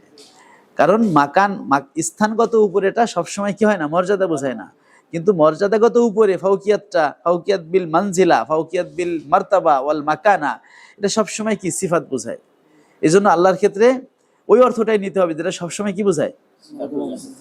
তো যেহেতু আল্লাহ মর্যাদাগত উপরে, তাহলে ফাওকাটা দ্বারা কি উদ্দেশ্য, মর্যাদাগত। আল্লাহ সবার ঊর্ধ্বে, সবার উপরে, এই সবার উপরে দ্বারা কি, সবার ঊর্ধ্বে। সবার ঊর্ধ্বে মানে মর্যাদাগত ভাবে সবার ঊর্ধ্বে। হ্যাঁ হ্যাঁ, তার আঙ্গুলটা কেটে ফেলতে হবে। যদি সে এরকম দৈহিক কিছু বোঝায় তাহলে কি করতে হবে? আর যদি বলেন যে আকাশের মালিক আল্লাহ, তাই না, আকাশের, তাহলে উপরে আকাশের দিকে আপনি ইশারা করলেন, এতে কোনো সমস্যা নেই, কারণ তিনি তো রব্বুস সামাওয়াত। তিনি কি? রব্বুস সামাওয়াত। হাদিসে আছে ইরহামু মান ফিল আরদ ইয়ারহামুকুম মান ফিস সামা। ইরহামু মান ফিল আরদ, তোমরা দয়া করো জমিনে যারা আছে তাদের প্রতি। তাহলে ইয়ারহামুকুম মান ফিস সামা, তাহলে আকাশের যিনি আছেন তিনি তোমাদের দয়া করবেন। তাহলে এই হাদিস দ্বারা বোঝা যায় আল্লাহ মনে হয় আকাশে থাকে। কিন্তু এই অর্থটা করা যাবে না, কারণ আমরা তো আগে দলিল দ্বারা প্রমাণ করছি যে আল্লাহ কোনো স্থানে অবস্থান করেন না। তাহলে আল্লাহ আকাশে আছেন এই অর্থ কি করা যাবে? তাহলে এখানে অর্থের মধ্যে কিছু উজ্জ আছে। তাহলে ইয়ারহামুকুম মান ফিস সামাই সুলতানুহু, আকাশে যার ক্ষমতা আছে, আকাশে যার কি আছে? ক্ষমতা আছে। এখন বলবেন যে আল্লাহর ক্ষমতা তো আকাশেও আছে জমিনেও আছে, তাহলে আকাশে ক্ষমতা আছে আল্লাহর, এটা বিশেষভাবে বলার কি উদ্দেশ্য হতে পারে? তার অর্থ হলো যে জমিনে তো আমাদের যারা দুনিয়াবী রাজা বাদশাহ, জমিনে তো তারা কিছু ক্ষমতা দেখায়, কিন্তু আকাশে তো একমাত্র আল্লাহর ক্ষমতাই চলে, ওখানে তো আর কারো ক্ষমতা চলে না। এই জন্য ওটাকে খাস করে বলা হয়েছে। নইলে আসমানেও আল্লাহর ক্ষমতা চলে, জমিনেও আল্লাহর, কিন্তু মাজাজি ভাবে আল্লাহ জমিনে কিন্তু বান্দার ক্ষমতা কিছুটা দিয়ে রাখছেন। ফেরাউন কিন্তু জমিনে ক্ষমতা চালাইছে, কিন্তু আসমানে সে কি ক্ষমতা? মক্কার কাফেররা তারা দুনিয়ায় তারা ক্ষমতা চালাইছে, একজনে ধরছে মারছে আল্লাহর দেওয়া স্বাধীনতা অপব্যবহার করে, কিন্তু আসমানে কেউ চালাইতে পারে না। তাহলে আসমানের ক্ষমতাটা কার? শুধু আল্লাহর। এই জন্য মানফিস সামায়ে আয় সুলতানুহু, মানফিস সামায়ে। তাহলে দুনিয়ার বাসীর প্রতি তোমরা দয়া করো, আসমানে যার ক্ষমতা চলে তিনি তোমাদের কি করবেন? ওটাকে আমরা সংক্ষেপে বলি যিনি আসমানে আছেন। তা আসমানে আছেন মানে যিনি, যার ক্ষমতা কি আছে? কারণ আল্লাহর ক্ষমতা থাকা মানেই হলো আল্লাহ থাকা, তাই না? আমরা যদি আল্লাহ সর্বত্র আছেন এর মানে কি? আল্লাহ সর্বত্র, আল্লাহর জ্ঞান এবং ক্ষমতা আছে, তাহলে আসমানেও তো আল্লাহর ক্ষমতা আছে। তাহলে ওখানে অর্থ হলো মানফিস সামাই সুলতানুহু আমিনতুম মানফিস সামাই, আকাশে যিনি আছেন তোমরা কি তার থেকে নিরাপদ হয়ে গেছো? আই মানফিস সামাই মুলকুহু ওয়া সুলতানুহু ওয়া কাহরুহু, আকাশে যার ক্ষমতা চলে তোমরা কি তার ব্যাপারে নিরাপদ হয়ে গেছো? এটার একটা অর্থ। যদি এখানে মান দ্বারা আল্লাহকে উদ্দেশ্য নেওয়া হয়, কাকে উদ্দেশ্য নেওয়া হয়? তখন সুলতানুহুটা উজ্জ মানতে হবে। তাইলে অন্য দলিলের সাথে আর কি লাগবে না? সংঘর্ষ। যেহেতু অন্য দলিল দ্বারা প্রমাণ হয়েছে আল্লাহ তাআলা কোনো স্থানে থাকেন না, তার মানে আকাশে হোক আর জমিনে হোক কোনো স্থানে আল্লাহ থাকেন না। ঠিক আছে? যদি আপনি প্রমাণ করেন আল্লাহ আকাশে থাকে, তাহলে তো জমিনেও প্রমাণ করা লাগবে। তো আল্লাহ রাব্বুল আলামিনের উলুহিয়াত সর্বত্র, মানে সর্বত্রই তিনি, তার ক্ষমতা তার জ্ঞান রয়েছে, তার মানে আল্লাহ সর্বত্র রয়েছেন। এই সত্তাগত ভাবে না, এলমান ওয়া কুদরাতান। তো এলমান ও কুদরাতান আল্লাহ তাআলা আসমানেও আছেন জমিনেও আছেন, কিন্তু জাতান উদ্দেশ্য ভাবে নেওয়া সুযোগ নেই। কারণ কোন স্থানে আল্লাহ তাআলাকে সমাহিত মানে অবস্থা করতে বলা মানে মাখলুকের প্রতি খালেকের মুখাপেক্ষিতার কথা বলা।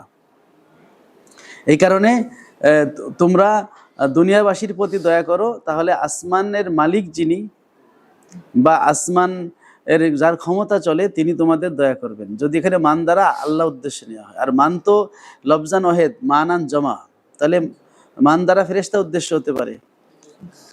যে দুনিয়ার বাসীর প্রতি তোমরা দয়া করো, তাহলে আকাশের যারা, আকাশবাসী যারা আছে ফেরেশতারা, তারাও তোমাদের প্রতি কি করবে? দয়া করবে। কারণ ফেরেশতারা তো আমাদের প্রতি দয়া করে, কারণ ফেরেশতারা আমাদের জন্য দোয়া করে, এবং কিয়ামতে ফেরেশতারা আমাদের পক্ষে কি করবে? সুপারিশ করবে। যেমন নবী রাসূলুল্লাহ সুপারিশ করবে, ফেরেশতারা কি করবে? মানে ফেরেশতারা তো সবে বরাতে সবে কদরে এসে দেখছে যে আমরা নামাজ কালাম পড়ি কি পড়ি না, তো ফেরেশতারা বলবে যে আল্লাহ আমরা গেছিলাম, আমরা যখন দেখছি সে নামাজ পড়ছে। ঠিক আছে? তো ফেরেশতারাও সুপারিশ করবে আল্লাহর কাছে আল্লাহর অনুমতিক্রমে। সুতরাং ফেরেশতারাও দয়া করতে পারে। বা আযাব গজব নাজিল তো আল্লাহ ফেরেশতার মাধ্যমে করেন। সুতরাং তোমরা কি আমিনতুম মানফিস সামায়ে, তোমরা কি নিরাপদ হয়ে গেছো আকাশে যারা আছে আল্লাহর ফেরেশতারা, তাদের ব্যাপারে? তারা তো তোমাদেরকে জন্য আযাব নিয়ে বসে রয়েছে। তখন মান দ্বারা ফেরেশতা উদ্দেশ্য হতে পারে, আর মান দ্বারা আল্লাহ উদ্দেশ্য নিলে মানফিস সামায়ে সুলতানুহু। আর নইলে যদি মান দ্বারা যদি আল্লাহ উদ্দেশ্য নেই এবং কোনো ব্যাখ্যার দিকে না যান, তাইলে আমাদের কোনো সমস্যা নাই, লামাজাবিরাই ঠকবে।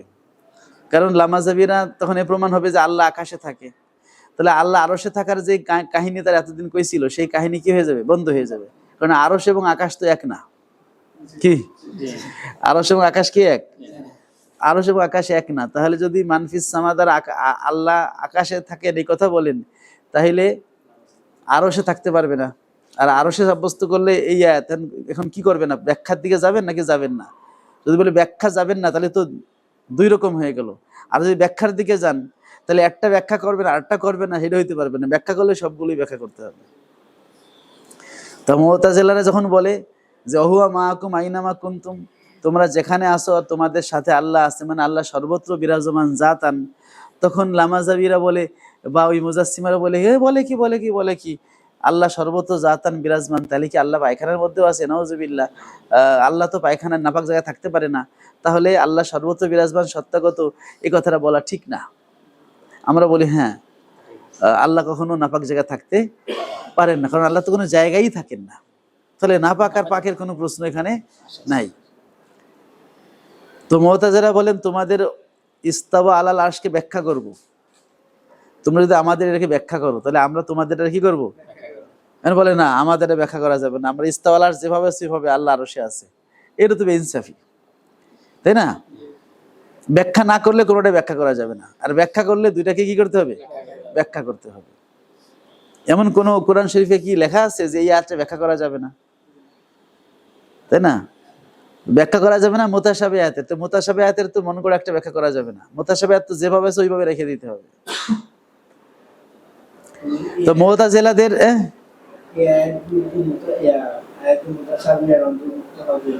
কোনটা?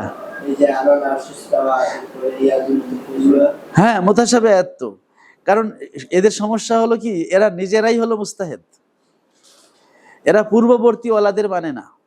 তো পূর্ববর্তী মুফাসসিরিনে কিরাম তারা এই আয়াতগুলোকে মুতাশাবিহাত বলছে নাকি বলে নাই, যদি দেখেন তাহলে আয়াতুস সিফাত গুলোকে উসুলবিদরা মুতাশাবিহাত, মানে আল্লাহ তাআলার বর্ণনা সংক্রান্ত যে আয়াত, এগুলো বলে আয়াতুস সিফাত। এই আয়াতুস সিফাতকে সবাই মুতাশাবিহাতের মধ্যে ধরছে। মুতাশাবিহাত মানে কি? সাদৃশ্যপূর্ণ অর্থ আছে, ঠিক আছে? যে আল্লাহর ক্ষেত্রে এক অর্থ হয় কিন্তু আমরা বাহ্যিক দিলে আর এক অর্থ হয়ে যায়, প্যাচ খেয়ে যায়, এটা মুতাশাবিহ। ফলে এর অর্থ আল্লাহ তাআলাই ভালো জানেন। কারণ আল্লাহ তাআলা কেমন এটা কি কোথাও প্রকাশ করছেন? নবীও তো প্রকাশ করেন নাই। তাহলে আমরা কিভাবে এর অর্থ পাই করবো? কিয়ামতের দিন আল্লাহকে দেখলে তখন না বুঝতে পারবো, এখন তো আমরা বুঝতে পারবো না। তাহলে এর অর্থ তো গোপন, তাই তার মানে হচ্ছে মুতাশাবিহ। মুতাশাবিহ মানে কি? যেটার অর্থ এখন আমরা বাইর করতে পারবো না। আর যদি মুতাশাবিহ না দেখেন, না ধরেন, তাহলে লাইসা কামিসলিহি শাইউন, ওইটাকে সামনে রেখে তো ব্যাখ্যা করতে হবে। কারণ এক মুহকামকে আরেক মুহকামের বিপরীত করা যাবে? যদি আপনি মুতাশাবিহ না ধরেন, তাহলে আপনি অন্যান্য আয়াতের মতো ধরলে অন্য আয়াত আর এই আয়াতের সাংঘর্ষিক ব্যাখ্যা করা যাবে না। তো যেহেতু লাইসা কামিসলি শাইউন বলা হয়েছে, আল্লাহর মতো কিছুই নাই, তাই না? যেহেতু আমরা মাখলুকের একটা জায়গা প্রয়োজন হয় অবস্থান করার জন্য, আল্লাহকেও যদি অবস্থান করার জন্য জায়গা প্রয়োজন আপনি বলেন যে আল্লাহ তিনি আরশে অবস্থান করতেছেন, তো আরশ তো একটা জায়গা, তো জায়গার প্রতি আল্লাহ মুখাপেক্ষী হলেন, তাহলে তো তাসবিহ হয়ে গেল। কারণ মুখাপেক্ষী হওয়ার দিক থেকে কি হয়ে গেল? একটা স্থানে থাকার দিক থেকে তাসবিহ হয়ে গেল, এটা তো জায়েজ নাই, ওই আয়াতের খেলাফ। আর দ্বিতীয়ত যখন আরশ ছিল না তখন তো আল্লাহ মুখাপেক্ষী ছিলেন না, তাহলে আল্লাহ আরশে আছেন এই কথা বললে শত শত আয়াতের বিপরীত হয়ে যাবে। হ্যাঁ, আল্লাহ তাআলার জন্য মুখাপেক্ষিতা লাজিম আসবে, আল্লাহ তাআলার জন্য স্থানের মধ্যে বেষ্টিত হওয়া লাজিম আসবে, আল্লাহ তাআলা পরিবর্তন হওয়া লাজিম আসবে, আল্লাহ তাআলা কি বলে মাখলুকের সাদৃশ্য হওয়া লাজিম আসবে, এরকম বিভিন্ন কুফরি বিষয় লাজিম আসবে। আর যদি বলেন যে আল্লাহ তাআলা আরশে ইস্তেওয়া হয়েছেন, কোরআনে আছে, ইস্তেওয়া দ্বারা কি উদ্দেশ্য তিনি ভালো জানেন। তবে মাখলুকের ক্ষেত্রে ইস্তেওয়া শব্দটা যে অর্থে ব্যবহার হয়, আল্লাহর শানে ওই অর্থে ব্যবহার হবে না। তো মাখলুকের শানে ইস্তেওয়া শব্দ সাধারণত কোনো জায়গায় বসা বা কোনো জায়গায় অবস্থান করার অর্থে আসে। যেমন ওয়াস্তাওয়াত আলাল জুদি, মানে নূহ আলাইহিস সালামের নৌকা জুদি পাহাড়ে গিয়ে থামলো, অবস্থান করলো, তাহলে ইস্তাওয়া মানে অবস্থান করা, ঠিক আছে? লিতাস্তাবু আলা জুহুরিহা, যেন তোমরা এই প্রাণীগুলোর পিঠে বসতে পারো, আর লিতাজলিসু।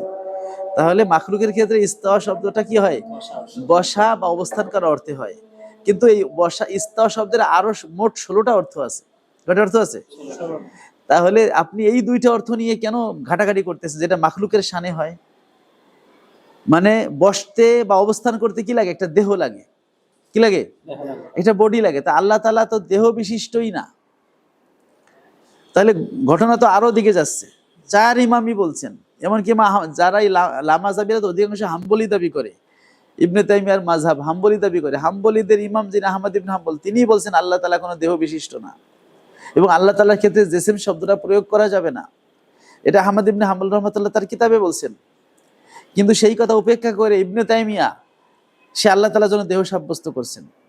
এবং এই ইবনে তাইমিয়া এই লোক বলছে কি, যে আল্লাহ তাআলা দেহ আছে এটা যেমন বলা যাবে না, দেহ নাই এটাও বলা যাবে না। কি শয়তানের শয়তান দেখেন, মানে ফাঁকে বলতেছে দেহ আছে, মানে আমরা যে বলবো দেহ নাই এটা বলতে হবে, বলছে না, যেহেতু কোরআনে এই আলোচনা নাই, তাই আলোচনাটাই করা যাবে না। দেহ আছে এটা যেমন বলা যাবে না, তাই দেহ নাই সেটাও বলা যাবে না। এটা বলে আমাদের থামায়, ফাঁকে আবার সে কি করে, আল্লাহ তাআলার হাত আছে, পাও আছে, তাইলে আল্লাহ তাআলার দেহ আছে। এবং এই বর্তমান যারা লামাযাবি এরা তো বলে আল্লাহ ইজ নট শেপলেস। তারা বলে আল্লাহ ইজ নট, আল্লাহ আকৃতিহীন নয়। তার মানে কি? আল্লাহর শেপ আছে। আমরা বলি আল্লাহ যদি শেপ থাকে তাহলে আল্লাহ তো মুসাওয়ার হয়ে যান। আল্লাহ তো মুসাওয়ার না, আল্লাহ তো মুসাওয়ির। হুয়াল্লাহুল খালিকুল বারিউল মুসাওয়ির। আল্লাহ হচ্ছেন ইসমে ফাইল, তিনি আকৃতি দানকারী। তিনি আকৃতি বিশিষ্ট যদি হন তা তাকে কে আকৃতি দিল? তিনি নিজেকে নিজে আকৃতি দিছেন নাকি অন্য কেউ দিছে? তো অন্য কেউ দিলে তিনি মাখলুক হয়ে গেলেন, এটা বৈধ না। যদি নিজেকে নিজে আকৃতি দেন তাহলে নিজেই খালেক নিজেই মাখলুক, এটাও তো বৈধ না। কি?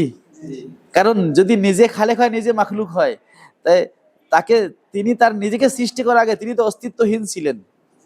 তো অস্তিত্বহীন যে সে আবার খালেক হলো কবে? তার মানে এটা অবৈধ কথা। আল্লাহ তাআলা নিজেকে নিজে আকৃতি দিয়েছেন, এটাও যেমন যৌক্তিক না, তদ্রূপ অন্যকে আল্লাহকে আকৃতি দেন এটাও যৌক্তিক না। বরং আল্লাহ সবাইকে কি দেন? সবাইকে আকৃতি দেন। যিনি কোরআনের কথা তিনি হচ্ছেন মুসাওয়ির, তিনি মুসাওয়ার। আমরা যখন এই কথাগুলো বলি, হ্যাঁ, কোরআন সুন্নাতে দলিল নেই, আকলি দলিল দিতেছো, আকলি দলিল দিতেছো, এটা হচ্ছে আটটা শয়তানিয়াত ওদের। কোরআন সুন্নাহ বোঝার জন্যই তো আল্লাহ আকলটা দিয়েছেন নাকি? আকল হচ্ছে প্রথম দলিল। আকল হচ্ছে কি দলিল? আকল না থাকলে তো শরিয়াতে আমাদের উপর আসতো না। শরিয়াত আসতো? মনে করেন সব মানুষ এখন কাফের আছে, এখন একজন নবী আসলো, তো নবীর তো বুঝাইতে হবে যে এই পৃথিবী, এই জগতের জন্য একজন সৃষ্টিকর্তা আছে। নবী যদি এসে বলে যে আল্লাহ তাআলা বলছে যে তিনি আসেনি, যে আমার কাছে কোরআন শরীফের কিতাব নাজিল করছে, কোনো কেউ শুনবে? কোনো কাফের, কোনো জিন্দিক শুনবে? তাদের প্রথমে বিশ্বাস করাইতে হবে যে আল্লাহ তাআলা সৃষ্টিকর্তা বলতে কোনো কিছু নিজে নিজে সৃষ্টি হয় না, একজন সৃষ্টিকর্তা আছে। সকল ইমামরা, সকল নবী রাসূলুল্লাহ তারা বুঝাইছে। আমাদের নবী বলছেন, কোরআনে আছে, লাউ কানা ফিহিমা আলিহা তো ইল্লাল্লাহু ফাসাদাতা। আসমান জমিনে যদি দুইজন থাকতো তাহলে কি হইতো? ধ্বংস হইতো। এটা কোরআনের আয়াত না? এটা তো মানে কি আল্লাহই যুক্তি দিয়েছেন। আল্লাহই যুক্তি দিয়ে বুঝাইতেছেন যে যদি একাধিক খোদা থাকতো তাহলে ধ্বংস হয়ে যাইতো।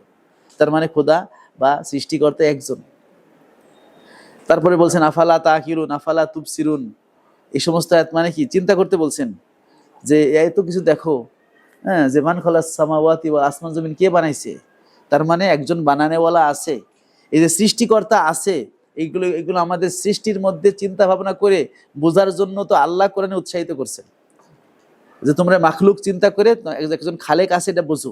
তার মানে কি আমার আকল খাটায়ে আমাকে বুঝতে বলা হয়েছে যে একজন সৃষ্টিকর্তা আছে, এবং সেই সৃষ্টিকর্তা একজন, এবং সব ক্ষমতা তার কোনো অপূর্ণতা নাই, তিনি সবার আগে। এই কথাগুলো আমার আকল দিয়ে বুঝতে হবে। যখন আকল দিয়ে বুঝবো, তারপরে ওই নবী বলবেন যে ওই খোদাই আমাকে পাঠাইছেন, তখন কাফের বলবে যে তার প্রমাণ কি? উনি বলবেন এই যে একটা অলৌকিক ঘটনা, একটা মুজিজা, তিনি আমাকে পাঠাইছেন, আমাকে এই ক্ষমতা দিয়েছেন, তোমাদের এই ক্ষমতা দেন নাই, ওই ক্ষমতা তার হুকুমে আমি ঘটাইতে পারতেছি। তখন যখন নবীকে বিশ্বাস করলো, তখন ইমান বিল্লাহ ইমান বির রসুল হয়ে গেল। এখন যখন আল্লাহকে বিশ্বাস করছে না, এখন যদি আল্লাহ বলে যে এটা করতে হবে, তখন তো সে করতে বাধ্য, কারণ সে তো আল্লাহকে বিশ্বাস করছে। তাহলে এখন সে কোরআনও মানবে, এখন সে নবীকে মানছে, এখন হাদিসও মানবে, তখন তার সব হবে। মুসলমান হওয়ার পরে তার জন্য কোরআন সুন্নাহ, তাই না? কিন্তু আল্লাহ তাআলার অস্তিত্ব, আল্লাহ তাআলার ওয়াহদানিয়াত, এটা আকলি ভাবে বুঝতে হবে। হ্যাঁ, আমাদের কাছে আকল এবং নকল দুইটাই আছে। আকল এবং নকল কি আছে? আর আকল দুই রকম আছে, একটা হলো আকলে মাসমু, একটা হলো আকলে মাতবু। যেটা মানুষের তবিয়াতগতভাবে, সৃষ্টিগতভাবে আল্লাহ যেটা মানুষকে একটা প্রাথমিক আকল দিয়ে দেন, ওকে বলে আকলে মাতবু, তবন থেকে। আর যখন মানুষ জ্ঞান অর্জন করে তখন তার আকলটা আরো ক্ষুরধার হয়, আরো শার্প হয়। তখন যে জ্ঞান অর্জনের ফলে তার আকলে মাতবুটা দ্বিতীয় যে পর্যায়ে চলে যায়, ওটাকে বলে আকলে মাসমু। কি বলে? ঠিক আছে। তখন সে একটা কথা বললেই সে গ্রহণ করে না, তার আকলে বাধা দেয় না, এর বিপরীত কথা তো আমি অমুক জায়গায় পড়ছি, তাহলে এটা নেওয়া যাবে না। আপনি একটা ব্যাখ্যা দাঁড় করাইলেন যে আল্লাহ তাআলা আরশে অবস্থান করছেন, আকল বলছে না এটা নেওয়া যাবে না, কারণ আল্লাহ তাআলা তো স্থানের ঊর্ধ্বে, এটা তো অমুক আয়াতে, আল্লাহ তাআলা তো এই দ্বারা তো আল্লাহকে মুখাপেক্ষী বলা হয়, আল্লাহ তাআলা মুখাপেক্ষীহীন, সেটা তো আল্লাহুস সামাদ আয়াতে আছে, এটা দ্বারা তো সাদৃশ্য হয়ে যায়, তাহলে আল্লাহ সাদৃশ্যহীন, লাইসা কামিসলি আছে। তাহলে এই যে জ্ঞানের আলোকে সে যে আরেকটা ব্যাখ্যাকে বাধা দিচ্ছে, এটা হলো আকলে মাসমু। এটা কি? আপনি যা তাই ব্যাখ্যা করবেন, এই আকল সেটা নিচ্ছে না, কারণ এই আকলে মাতবুর সাথে আরেকটা জ্ঞান অর্জনের কারণে তার যে একটা অবস্থানে গেছে, সেই অবস্থান বাধা দিচ্ছে। তো আকলে মাসমু এটা শরীয়তের দলিল। ঠিক আছে, যে কোনো ব্যাখ্যা একজন একটা দিবে, ঠিক আছে। যেমন মনে করেন আপনি বললেন যে হাদিসে আছে ফাকুনতু সামাহুল্লাযী ইয়াসমাউ বিহি, বান্দা যখন ফরজের পরে নফল করতে করতে আল্লাহর প্রিয় পাত্র হয়ে যায়, তখন ফাকুনতু সামাহুল্লাযী ইয়াসমাউ বিহি, আল্লাহ বলেন আমি তার কান হয়ে যাই, যেই কান দিয়ে সে শোনে। এই কথা যখন আপনি বলবেন, তো আকলে মাসমু এটা নেবে না। আকলে মাসমু বলে যে আল্লাহ তো পরিবর্তনশীল না, তাহলে আল্লাহ কিভাবে বান্দার হাত হয়ে যায়, আল্লাহ কিভাবে বান্দার পা হয়ে যায়, তাহলে আপনার এই ব্যাখ্যা আমি নিতে পারতেছি না, আরো ব্যাখ্যা করেন। তখন বলবে যে ফাকুনতু সামাহু আই হাফেজা সামিহি, আমি তার কান হয়ে যাই, অর্থাৎ আমি তার কানের সংরক্ষক হয়ে যাই। ও ঠিক আছে, এবার তাই না? যখন আপনি আক্ষরিক অর্থ করে একটা দিবেন, তখন তো অন্য দলিলের সাথে খেলাফ হচ্ছে, একে বলে আকলে মাসমু। এই যে আকলকে যে দুই ভাগ করা হয়েছে, মাতবু এবং মাসমু, এটা হযরত আলী রাদিয়াল্লাহু থেকে বর্ণিত। কার থেকে? উনার দেওয়ান আছে, দেওয়ানে আলী। হযরত আলী রাদিয়াল্লাহু যে কবিতাগুলো আছে, সেই কবিতার একটা কিতাব নাম কি? দেওয়ানে। এই দেওয়ানে আলীর মধ্যেই কবিতা আছে, যে কবিতার মধ্যে হযরত আলী রাদিয়াল্লাহু, তার কথা তো হাদিস। হযরত আলী রাদিয়াল্লাহু কবিতাগুলো তো কি হাদিস, তাই না? মাওকুফ হাদিস না, সাহাবীদের বক্তব্য তো মাওকুফ হাদিস। সুতরাং আকলে মাসমু বাধা দেয় এই লামা সাহাবীদের বক্তব্যগুলোকে, যখন তারা বলে যে আর রহমান আলাল আরশি ইস্তাওয়া, আল্লাহ আরশে আছেন। আমরা বলি না, আর রহমান আরশি ইস্তাওয়া আয়াত ঠিক আছে, কিন্তু ওর যে ব্যাখ্যাটা তুমি করলে আল্লাহ আরশে আছেন, এই ব্যাখ্যা তোমার নিচ্ছে না, কারণ এর দ্বারা আল্লাহর জন্য একটা স্থান সাব্যস্ত করা হচ্ছে, অথচ আল্লাহ তাআলা স্থান কাল পাত্র থেকে মুখাপেক্ষীহীন, অমুখাপেক্ষী, যেটা সবকিছু অমুখাপেক্ষী। তাহলে এই অর্থ আমরা নিতে পারতেছি না। ঠিক আছে, সুতরাং আমরা কথায় কথায় আকল দিচ্ছি না। আকলটাকে আমাদের কোরআন সুন্নাহ বোঝার জন্য আল্লাহ তাআলাই আমাদের আকলটা দিয়েছেন, যে কেউ মন গড়া ব্যাখ্যা দিলে আমরা নেব না। কারণ যত ভ্রান্ত ফেরকা সবাই তো কোরআন দিয়েই দলিল দিছে। ঠিক আছে, ভ্রান্ত ফেরকার সমস্যা হচ্ছে যে একটা আয়াত পাইলে একটা আয়াত দিয়ে দলিল দেয়, সমন্বয় করে না। আর আহলুস সুন্নাত ওয়াল জামাত হচ্ছে কোরআনের সব আয়াতকে সমন্বয় করে তারপরে সর্বশেষ ব্যাখ্যাটা দেয়, যাতে কোনো সাথে সাংঘর্ষিক না হয়। ঠিক আছে, তো যারা জাবরিয়া, তারা বলছে ওমা তাশাউনা ইল্লা ইয়াশা আল্লাহু রাব্বুল আলামিন, তোমরা ইচ্ছাও করতে পারো না আল্লাহ ইচ্ছা না করলে, তাহলে বান্দা সবাই জড় পদার্থ। আবার মুতাজিলারা বলছেন যে কোরআন শরীফের সকল কাজ মালুম আশিতুম, তাহলে সকল কাজের নিসবাত বান্দার দিকে করা হয়েছে, মানে বান্দাই তার কাজের সৃষ্টিকর্তা। আমরা বলছে বান্দা জড় পদার্থ। তো এক একজন এক একটা আয়াত নিয়ে গেছে, আমরা বলছি না, আরো আয়াত আছে। লাহা মা কাসাবাত ওয়া আলাইহা মাকতাসাবাত, বান্দা আছে অর্জন করে, তাই না? আল্লাহু খালাকাকুম ওয়া মা তা'মালুন, আল্লাহ হচ্ছেন সৃষ্টিকারী। আল্লাহ সৃষ্টি না করে দিলে বান্দা করতে পারে না। তাহলে এই দিক থেকে বান্দার জুমুদিয়াত ঠিক আছে, কিন্তু বান্দার জন্য আল্লাহ স্বাধীনতা দিয়েছেন, সুতরাং সে করতে পারে। ইন্নাল্লাযিনা আমানু ওয়া আমিলুস সলিহা, তাহলে আমলের ফাইল বান্দাকে বানানো হয়েছে, মানে আমল করার ক্ষমতা আল্লাহ বান্দাকে দিছে।